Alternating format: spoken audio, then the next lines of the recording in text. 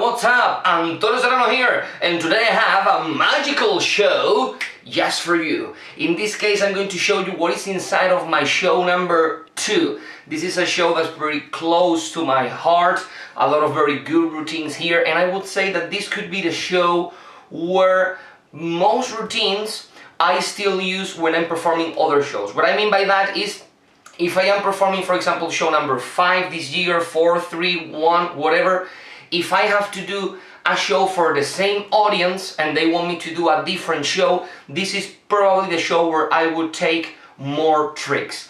Not maybe because I am extremely proud of these tricks, which I am, but I really like show number 3, 4 and 5 because they are more original tricks. I really love this show because this is, I would say, the show that has a very good balance between being a comfortable show, something that I can bring anywhere, anytime, and it's going to kill, but not looking like a very simple show. My show number 1 is extremely comfortable, not the most comfortable show that I can do. I will show you a video about that. Show number 1 is very comfortable, but you can see that it's not quite amazing of a show. There is very strong magic in the show, but I am not trying to do the best as I can. I am looking more like for my comfort than for amazement, right? In this particular show, I am carrying a lot of props, a lot of extra things that I don't have to carry around because I am not looking for comfort, I am looking for amazement, right? And this show has a very good balance. If we go to show number 3 or show number 4 or show number 5, the scales of props that I'm bringing, body loads, tricks over tricks over tricks, is way bigger than in this case. So they are very amazing shows, but it's much more difficult to travel with them. Furthermore, if I am traveling with more than one show. So this is a great show to have in addition to other show, right? I don't know if I am explaining myself in a very clear way, but that's basically what I mean by that. Great show to travel with. So I'm going to show you everything that I've got in here for this show number 2. Okay, this is the same case that I use, and this case, the first time that I used this case was with this show. So I was starting to get used to the lid and things behind it and the different compartments, because the case that I use with show number 1 and all of the rest of the years when I was performing other shows was a completely empty case. And when I show you my show number 1, I would love to show you that show in that very same case, right? Just like a memoir thing, right? Like a extract from the past or something like that. So let's get started. As always, the set list is here in the paperclip, all of the tricks that I'm going to be performing. As I always mention, not to know what is coming next, but this is very important when I'm packing the show, to make sure that I am not forgetting anything, I'm not leaving anything behind. Okay, so the first trick is Socks Appeal by Bill Abbott. And in this case, I've got behind the lid right here 8 socks. Okay, I am very proud of this routine because it is a very good opener.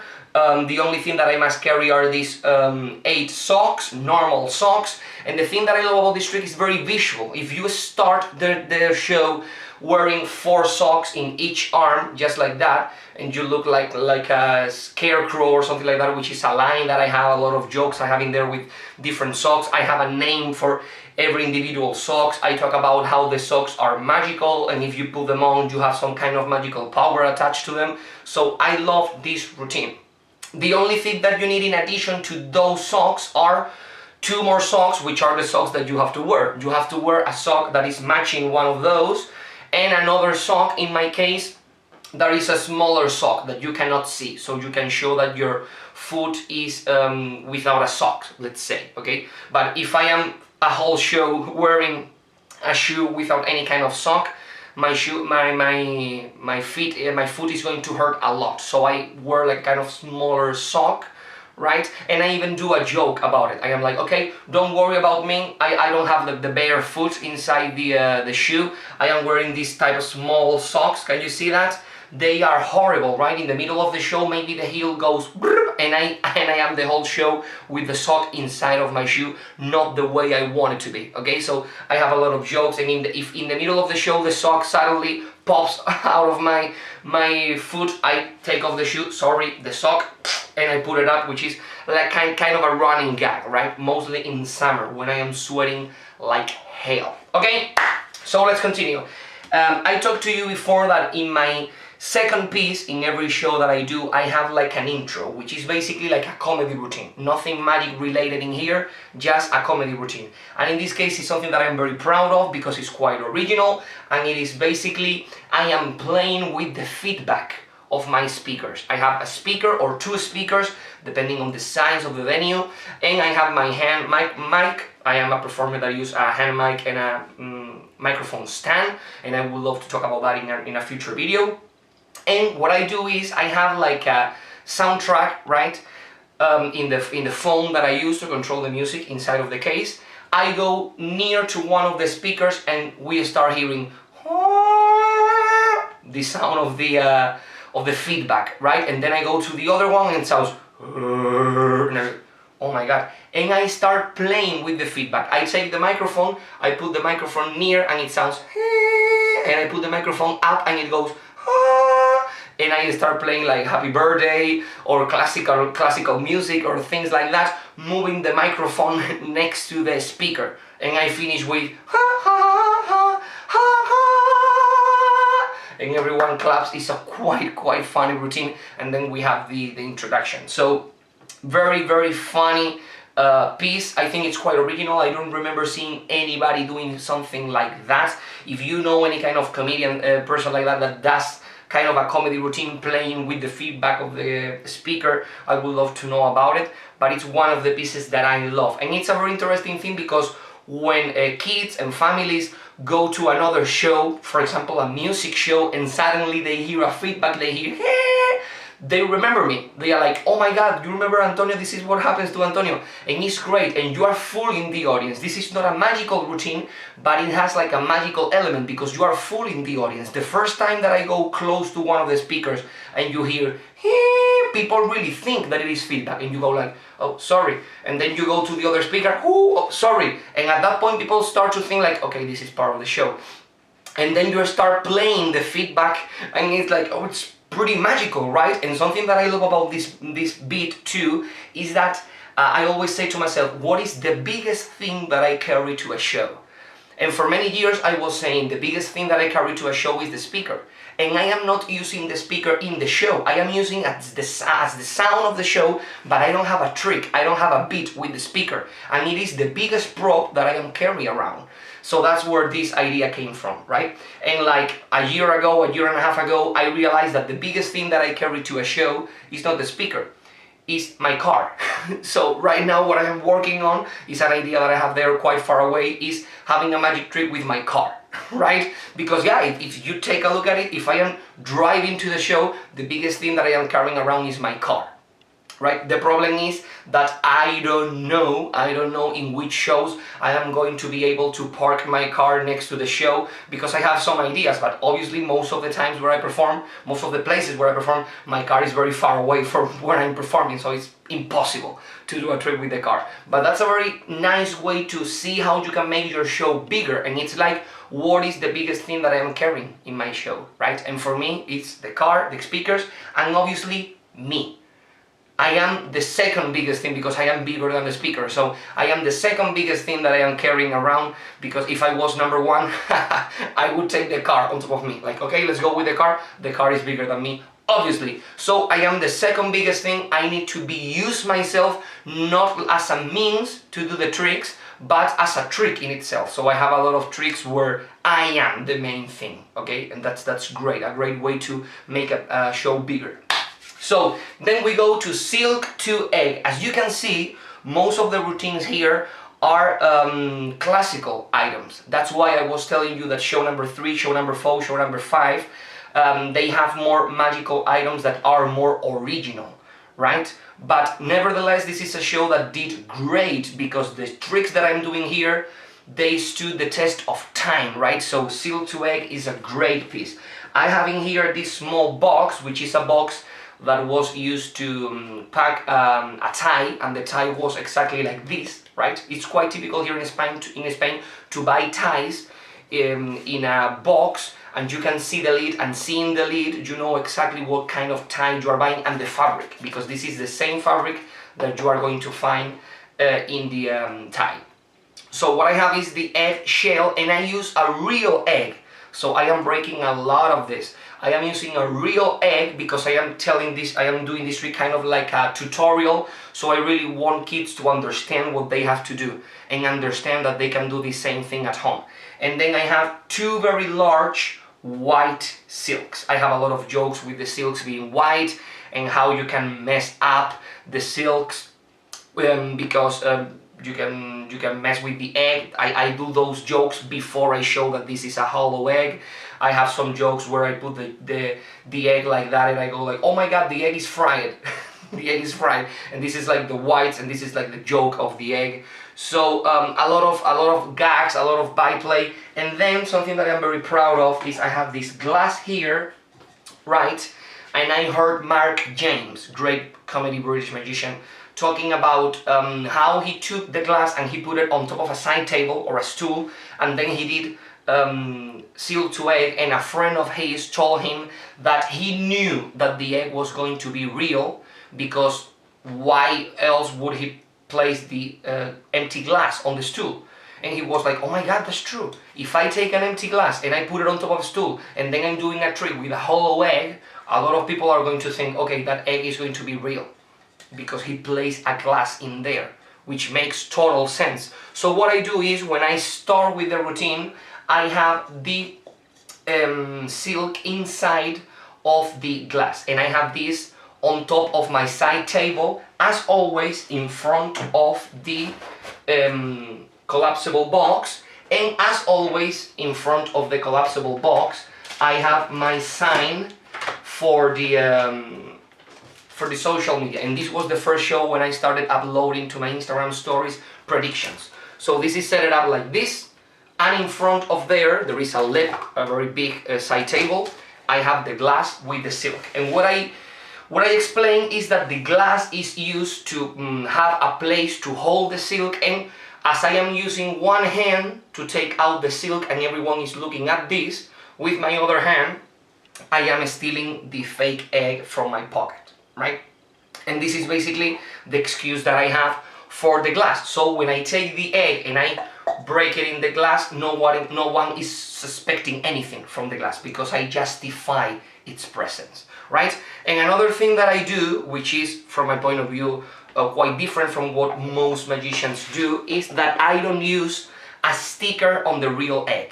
I don't put like a sticker to remove it and say, oh my god, the hole has vanished, and then break the egg. What I talk about is about the date on the egg. I have a lot of jokes about that, because the eggs, here in Spain, I don't know about y'all, but they have like a red date, like the expedition day where you should consume the egg, things like that. And I do a joke about that, talking about you can take the egg and you have to make a hole right in the place where the date is. So when I show my shell egg, there is no date, because that was the place where the hole is.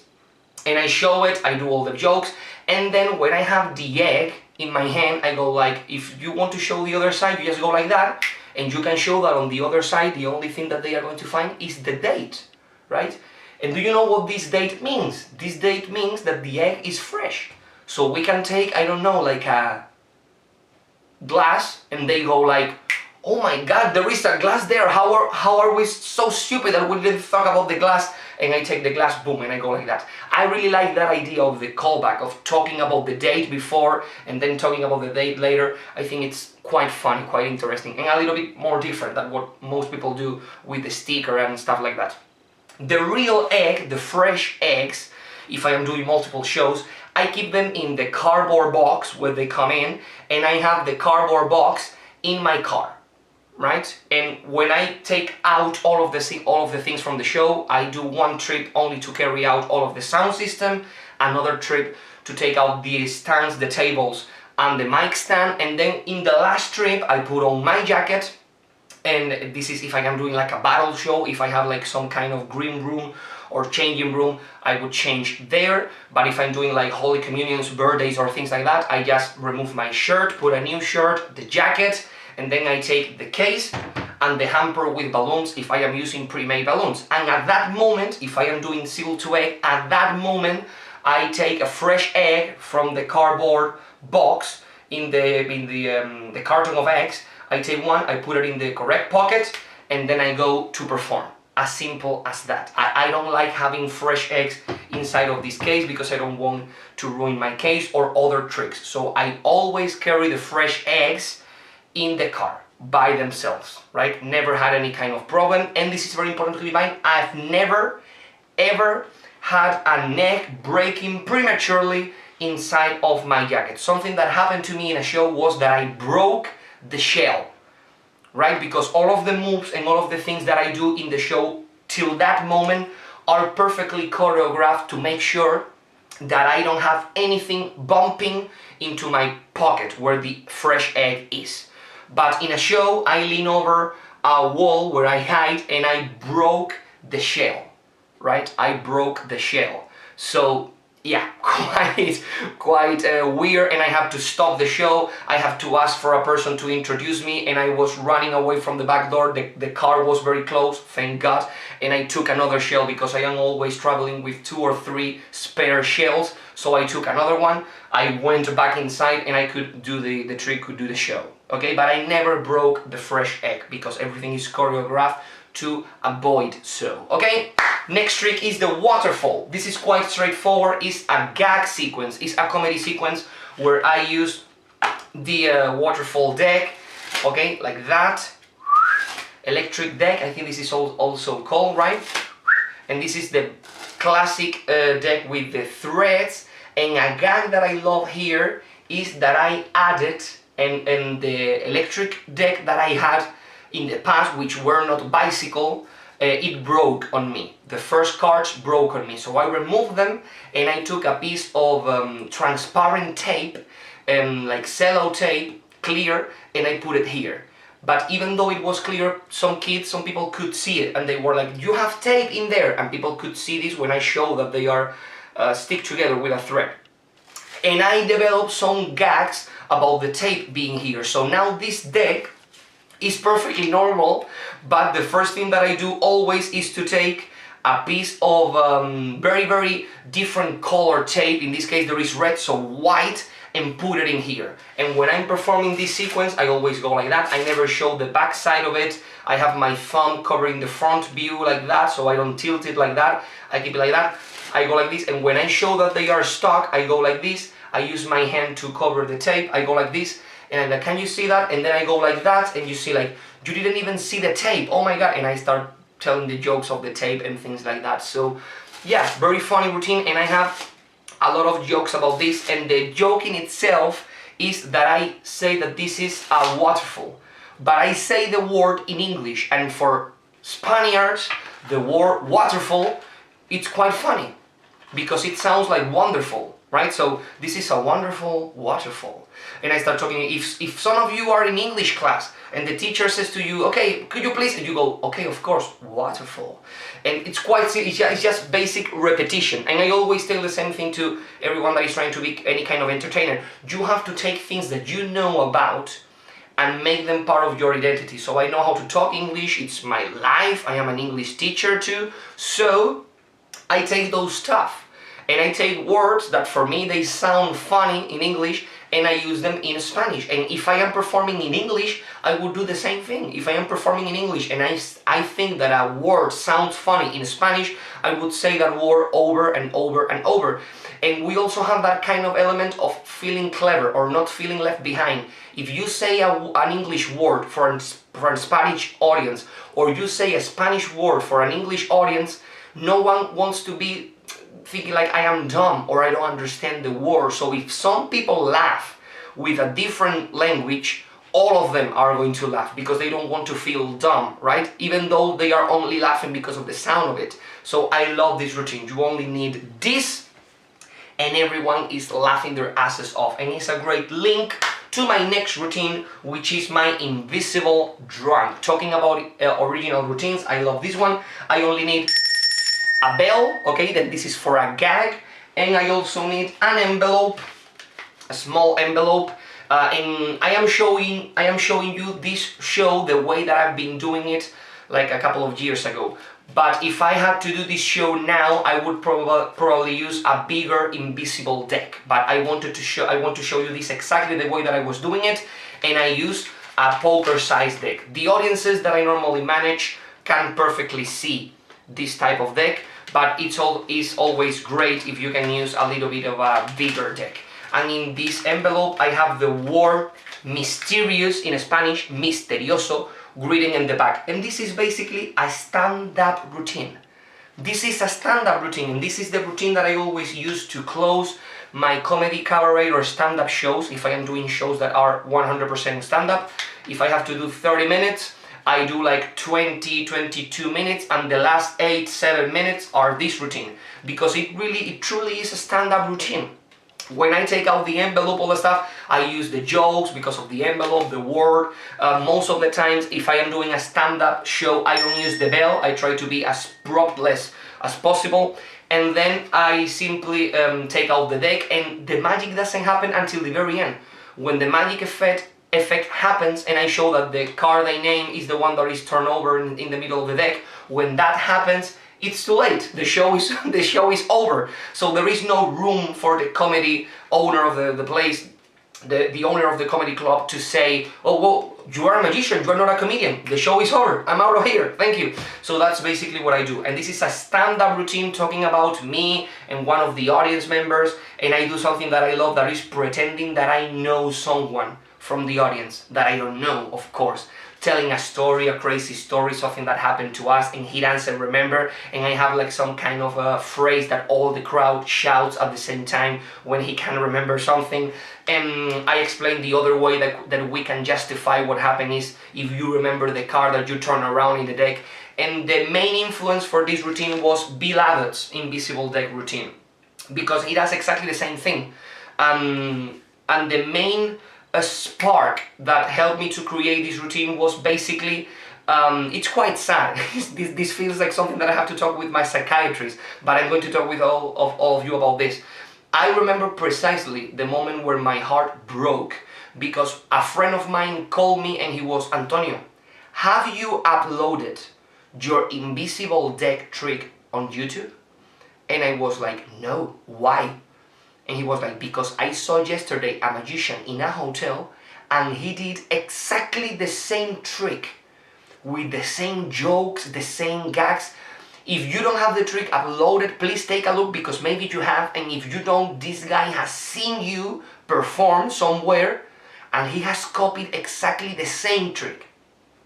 And as my friend, he's a very close friend for me, as my friend was saying this to me, I could feel my heart breaking, because I was like, no, he didn't copy me. I am using the routine that everybody does. Like, yeah, the invisible cards, take them, oh, you drop some, shuffle, but take them before out of the box, ha ha ha, shuffle, throw the cards, oh, you drop them, be careful, take a look at the cards, no, the other way, those are the backs.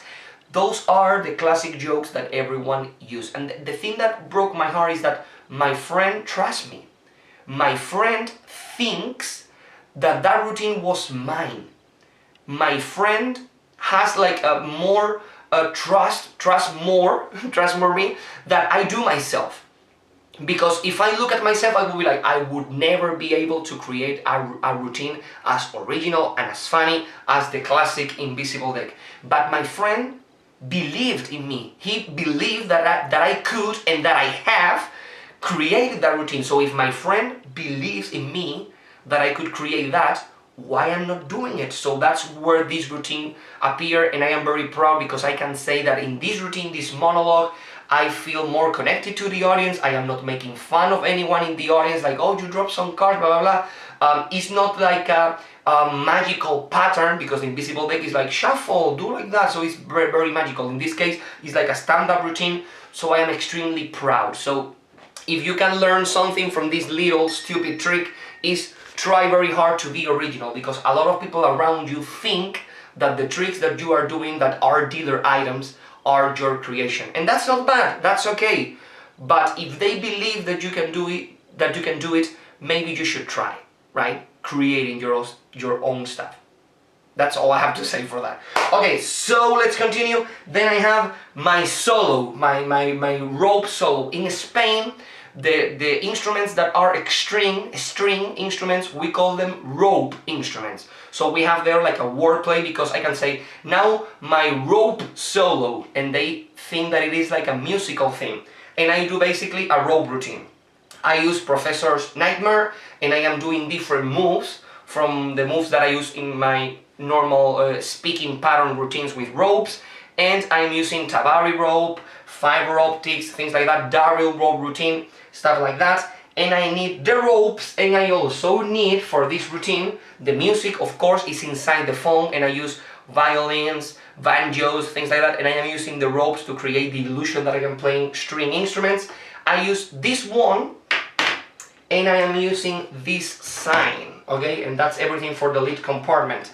This sign says here string solo, right, and there is like a music sheet in here, and on the other side you can read here, thank you very much, don't stop applauding, okay, applaud don't stop, okay. And I've got in here a couple of magnets, and these two magnets attach, I don't know if they are going to stick here, yeah, more or less, attach there, okay. These two magnets attach to my mic stand. So in this routine I am not talking. So I attach this to my mic stand, and now suddenly my mic stand has become like stand for music sheets. That's very good. And the use for that is I use this like the arch. I don't know if it is called an arch in English, in Spanish it is, to play the violin. So I take one of the ropes, I put it like that, and then I take this, and for the first moments in the routine I am pretending to play the rope, because remember that in Spain, string instrument would be a rope instrument, so we have like a kind of a wordplay in there. I love this routine.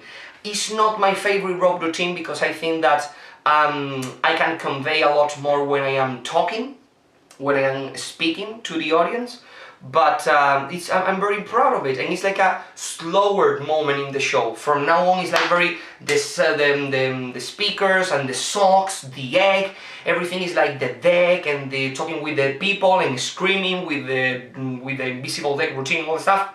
And at that moment, I think it's quite necessary to have like a relaxed moment. I think it's quite interesting at this point of the show, because now we are going once more up and up and up and up and up, looking for the end of the show. Okay, so after this we have I Hate Kids from Steve Bargatz's. Great. I have here the 3 wallets inside of this very little plastic bag. If you don't know what this is about, you have to take it out. It's a dealer item.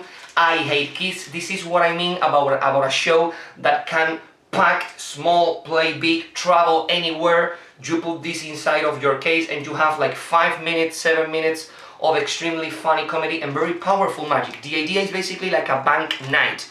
You shuffle the 3 little wallets, you ask the kid to take one, and the one he takes has inside, in my case, something irrelevant. In my case, what the kid finds inside is a broken balloon. A balloon that he blows and he's like, right? Because this is a callback to something that I say in the stand-up routine for the invisible deck. So I always love to have things interweave in there. And in the other 2 wallets that the kid didn't took, I have a 50-euro bill and a 20-euro bill, or 50 and 50, which is quite funny because the kid grabbed the only wallet that had no money in it, right? And then I can lead perfectly to my Miss May bill. In Spain, we have a 100-euro bill, and it is green. So it is quite funny when I say to the kid, don't worry, you didn't win the money, but I have for you a green 100 bill. And in Spain, we have a 100-euro bill that is green. And I say a 100 bill, which is green, and from Monopoly. And I show the Monopoly bill. In this case, I fold it, the kid signed the bill, it is breaking in half. When it is broken in half, 1 half is for the kid, 1 half is for me, and now the kid has to follow me. A lot of byplay in there. The kid is the one that restores the bill, but it is mismade, which makes sense, because when it is the magician, the one that mismakes the bill, is like, if you are the magician, put it back together in the correct form, right? But if it is the kid the one that restores the bill but in a mismade fashion, it makes sense because it is the first time that he's doing that. So it's quite funny, and I always say, oh my god, this is even more impressive because this is like super exchange, like as a souvenir, right? And I hand that out for the kid to have with the signature. You don't know the amounts of adults that come to me after the show and are like, Antonio, how on earth did you do that? It's signed and now it's mismade, it's restored. It's more powerful for them that way, right? And the marker that we use to sign the bill is a normal black marker, but I carry around a red cap to use Bizarro's color changing pen. Okay, you can take a look at that in his DVD, Mark Mand, I think is the name. Very interesting thing. And I always try to add these things, the bits of magic. I think that I told you already this in my show number 3, that for show number 3, one of the goals that I had was to pack as much magic as possible, which is not the goal that I had in this show. You can see that in most drinks, Miss Maybill, only one effect. The socks, only one effect. The egg, one effect. The invisible deck, one effect. The I Hate Kids, one effect. The next year, the goal was to have at least 2 or 3 effects per routine, right? And this is kind of the spark of it, because I was like, okay, if I'm using a marker to sign the Miss Maybill, the marker can do something, and in this case, changing color. And from now on, every time that I use a marker or a deck of cards in a routine, in a show, I must have some kind of gag or magical thing happening to that prop. Okay, and I think it's a great way to see it, because now when I am reading a magical book or watching a lecture, I am like, there is something about markers, is there something about cards? Okay, I take it, I can use that for this, and I use the color changing marker, I use Sharpie from Peter Eggen, making the small pen bigger. I also use the Mentos pen that looks like a Mentos, but then it is like a pen. I don't know the name of the guy, but I'm putting right here because he has an outstanding at the table lecture, and a lot of gags with the markers and decks, the diminishing case, the gag with the mark cards from the Simon Lovell. Continue. We only have the last routine. Oh my god, as always, I always must carry in my show a marker. In this case, I need a marker for the Miss Maybill, but if I don't need a marker in the show, I always have a marker in there to sign business cards. If there is something broken, I can stain it a little bit, and also scissors. In this case, for example, the show doesn't need scissors, but I always carry around some scissors if I need to make kind of like a balloon figure or fix some ropes, things like that. So now we have the Chico, the mind reader routine from Bill Abbott, which I am very proud of. I would say that is my staple routine. Every time that I'm doing a kid or a family show, everyone is like, please, do you have Eco with you today? Eco is the name of my monkey. And something that I didn't show you is, this is from Bizarro, and the sad thing about it is that the prop from Bizarro, I lost it in a show.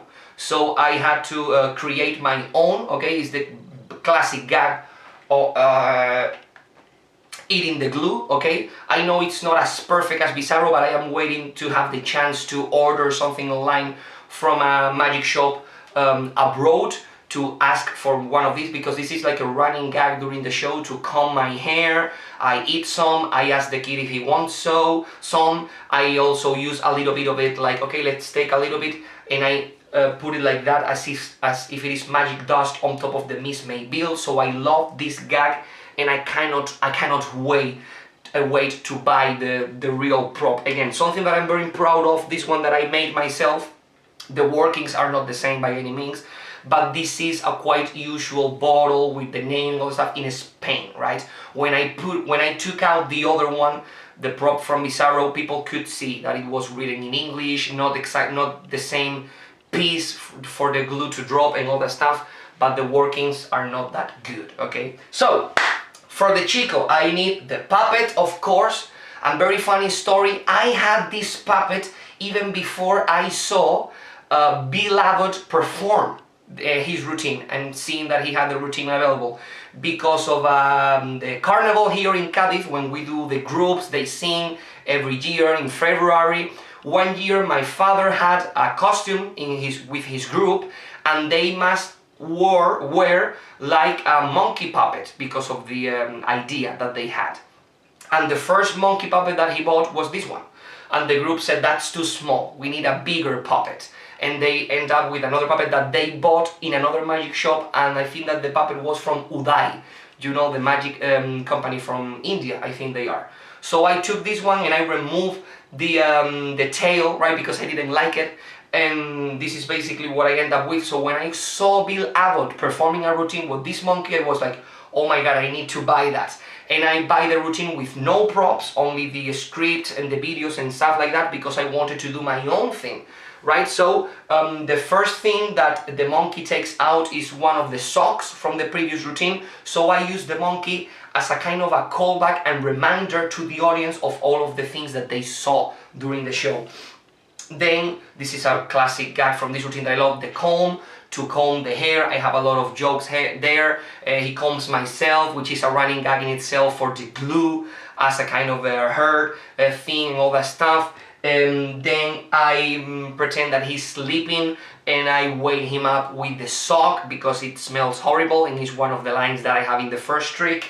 And then I use the these binoculars, which I made, and I love that kind of look where things look like they are homemade by me to find the audience member.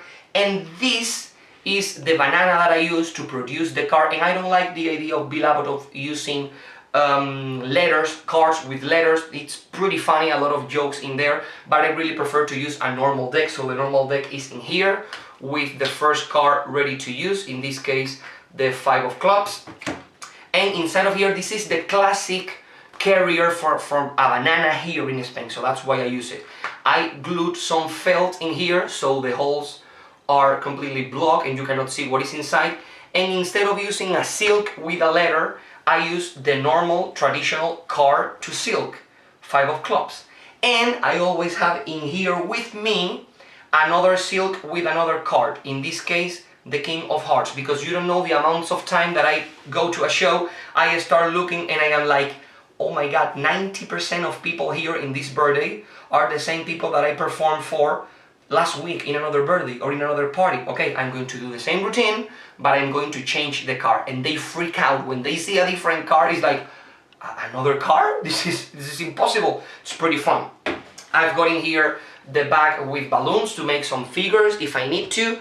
And the last thing that the monkey does is guessing the card using a round balloon, which is quite funny because he started hitting me with the balloon, quite funny. And I carry the 2 balloons in this little pocket here, and this is something that took me a long time to figure out, because I always carry here a stack of business cards, my business cards, with a rubber band.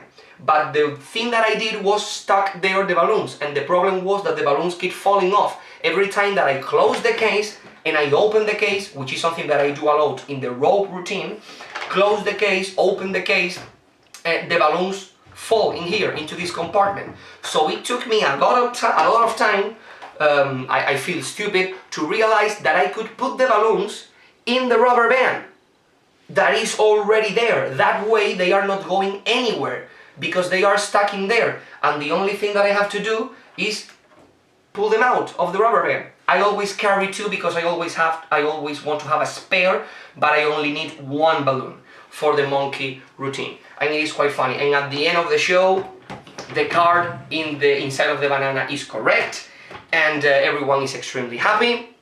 And I have a song that I created with lyrics talking about the monkey, which people love, and everyone is dancing, doing the same things, that the same moves that the monkey does, which is extremely funny. Like the monkey is like a dance instructor or something like that. And then I ask people to go to my Instagram account. That's why I have the sign there in the collapsible box.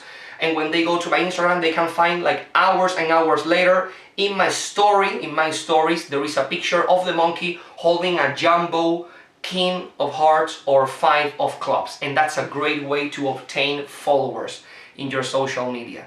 So that's basically it. The last thing that I want to mention is that this is something that I wrote about in some of my notes that I keep for myself, is that you should know a trick. If you are doing a trick with cards, you should know a trick so good that you must know if it is better for you to have the cards inside of the card case with the backs facing up or facing down. If you don't care how you place the cards inside the cardboard, inside the card box, it's because you didn't think enough about the routine. It's basically like an exaggeration, a way of saying you should care about every little detail. In this case, the reason why I have the cards like that, with the backs facing this way, is because when I have the puppet, I'm going to show you very quickly, when I have the puppet in this hand, okay, Iko, say hi, okay, oh, he's a little shy, say hi, okay, that's great. When I have the puppet here and he takes out the deck of cards, when we go like this, and I start dumping the cards on top of him, I can see the first card coming out, which is my fourth card. I am sure that the card is coming out. Something that happens a lot of times when I place the card the other way around is that this card, the fourth card, was far away from me, and it was inside of the case and it didn't fail. So I took the case, I drop it, or I put it inside the case, and now I am trying to force the card that is inside the case. And I'm like, where is the 5 of clubs? Where is the king? I cannot, don't be scared, it's going to be alright. But it's like, where is the king? Where is the 5 of clubs? And the thing was that I left it inside of the case because I didn't check. So I don't care if the card in the face of the pack remains in the box, but I really care if the top card remains in the box. So what I do is placing the cards like this, and that way the little indentation here to remove the cards gives me the perfect peek to make sure that the top card is coming out. Okay, so that's a great way to make sure that you don't have to suffer the thing that I suffer for a lot of performances, I feel ashamed to say. Okay, so this is a very long video talking about this show. I am very, very proud of this show. It gives me a lot of work, a lot of happiness, a lot of great moments with kids and family audiences. And Iko, the monkey, still the star of my show nowadays. Sometimes I even mention him in shows where he's not performing because kids simply hear the name Iko, the monkey, and they are extremely happy. So yeah, one of the routines that I feel more proud of. Exactly the same thing with the whole show. And guys, please subscribe, let some comments below, and I will see you, as always, in a near future. Bye there!